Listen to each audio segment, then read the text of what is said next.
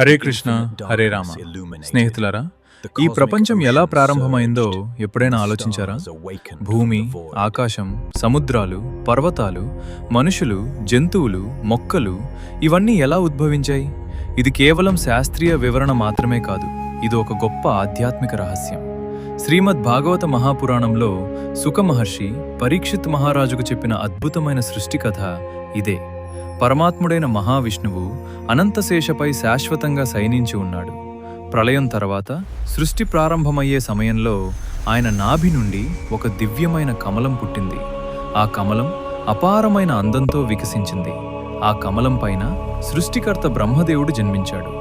4 ముఖాలతో, వేదాలతో సహా బ్రహ్మదేవుడు మహావిష్ణువు ఆజ్ఞ ప్రకారం సృష్టిని ప్రారంభించాడు. ఆకాశం, వాయువు, అగ్ని, జలం, భూమి ఇలా పంచభూతాలు సృజించబడ్డాయి. అప్పుడే దేవతలు, మనుషులు, జంతువులు, మొక్కలు, సమస్త సృష్టి జరిగింది. ఇది కేవలం ఒక కథ కాదు, ఇది మన ఉనికి యొక్క మూలం. అంతా మహావిష్ణువు దివ్య లీల. ఈ అద్భుత సృష్టి రహస్యాన్ని భాగవతంలో మరిన్ని వివరాలతో తెలుసుకోండి.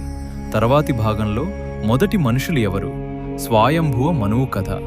లైక్ చేయండి, షేర్ చేయండి, సబ్స్క్రైబ్ చేసి బెల్ ఐకాన్ నొక్కండి. తదుపరి భాగాలు మిస్ కాకుండా. జై శ్రీ రాధాకృష్ణ. హరే కృష్ణ.